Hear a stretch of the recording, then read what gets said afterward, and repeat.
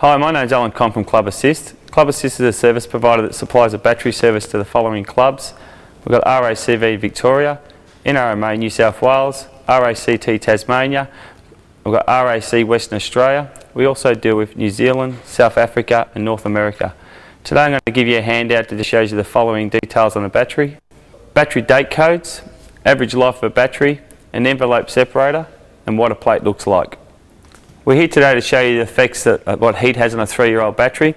I'm going to cut open a 3-year-old battery today and explain the reasons why that the average life of a battery is around 3 years. It's not 4 or 5 years like it's believed in the marketplace. We've done research in the Keysborough warehouse and it shows the average life of a battery is approximately 3 years old.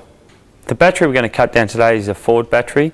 You'll find on the top of the case in between the negative and positive post is a date stamp. That date stamp says A00, which is January 2000. That shows the battery is 2 years and 11 months old. You'll find 2 more date stamps on the lid of the battery. One is a date stamp with the month and the year it left our warehouse. The other is a manufacturing code. There's another date stamp on the lid of the battery, and actually it's a manufacturing date stamp. That tells you the day of formation, the month of formation, the year of formation, and if it was made in Australia or not. Part number, and even what shift made the battery. So if we ever have a bad batch, we can actually track it back and see what went wrong with that shift. Now I'm going to cut open this battery and show you the effects that heat has on a 3-year-old battery. We'll also be talking about the links and the space inside each cell. I'll just grab my safety gear and I'll cut this open.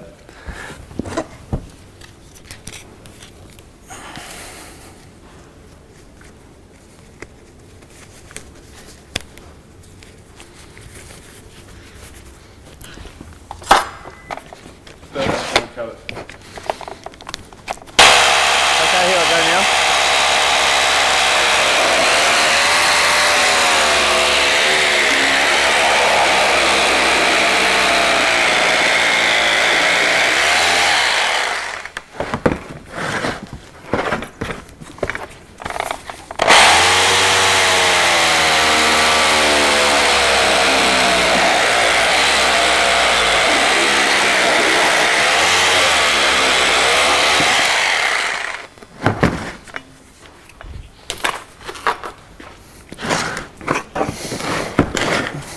As you can see now, this is an 11 plate battery and there's not a lot of room in between each cell. A lot of people believe that more plates, more power, that means the longer the battery is going to last. But what actually happens, more plates gives you more power, but there's actually an acid starvation because the electrolyte is the liquid that's keeping the plates cool, and if the plates are keeping cool there's no heat breaking that positive plate down. As you can see, each cell is actually joined by 2 links, and those links are a form of a spot weld. And you all would have been out to a member's car before and you've seen the member's battery blown up. The best way of seeing if it's an internal spark or an external spark is you run your multimeter across it, and if you get a reading you'll probably find it was an external spark. If you don't get a reading, a lot of time it's an internal spark. And what happens there is that spot weld there that's actually joining the cells breaks away, and when the electrolyte level is low there's gassing there, and when it breaks away it sparks, and the spark reacts with the electrolyte and with the gas, and it causes an explosion. Okay, what I'm going to do now is actually cut the link and pull the cell out and show you the effects that heat has on a positive plate and the demands that actually put on a positive plate.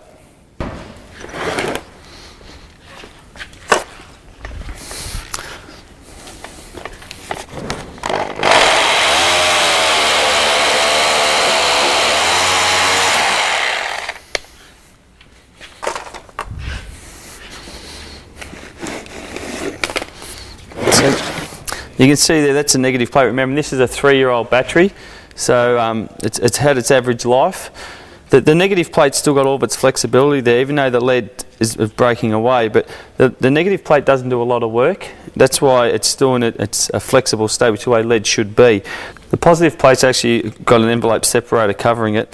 The envelope separator has a couple of purposes. You all would have tested batteries about 8 or 9 years ago, and every time you load tested that battery it used to gas and short out, and that's where you'd know a battery is faulty. Now when you test a battery, it actually just shows that it's faulty and you don't get the gassing. That's due to the envelope separator, because there used to be a matte separator, and with the mat separator, when the battery got a bit older and the heat was affecting the positive plate, the paste would actually drop down and short out on the bottom of the battery when the negative and positive plate would touch, and that would give you a gassing and bubbling. Now with the envelope separator, it actually catches all that paste, so the negative and positive plate aren't actually touching, so you don't get a lot of shorting out. On the odd occasions you still get the bubbling and gassing, and that's due to the envelope separator having a hole in it. Okay, what I'm going to do now is cut open the envelope separator and show you the effects that heat has on a 3-year-old battery. Just remember that negative plate is still flexible. It's got all the flexibilities that lead should have. Remember, this is a 3-year-old battery, 3-year-old Ford battery. As you can see with the envelope separator, you cut it open, it's got the ridges on the inside. That's to create more electrolyte flow around a positive plate to keep the plate cooler, because the only thing that's keeping that plate cooler is the electrolyte around the positive plate. And as you can see there, the negative plate's still got its flexibility, and the positive plate, the one that does all the work, is all crumbling and brittle. It's just breaking away. There's no flexibility at all.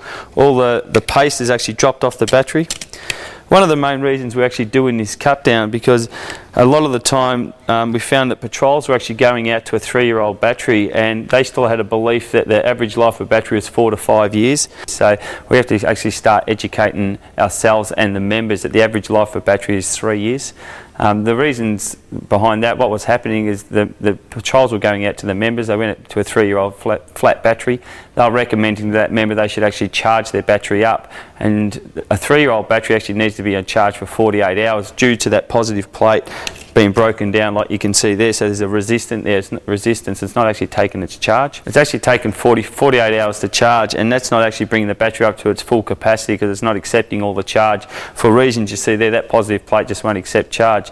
So what was happening, the members were actually getting jump started, charging their battery up overnight. The next extreme heat condition or the strain on the battery, they were going to start it, and the battery was failing again. So that member was actually using 2 call-outs to diagnose the same problem. So we just thought it was up to us to educate ourselves and the members that the average life of a battery is 3 years. If the water temperature actually reaches over 100 degrees, the metal temperature under the car there is just too extreme, and it's actually cooking the battery.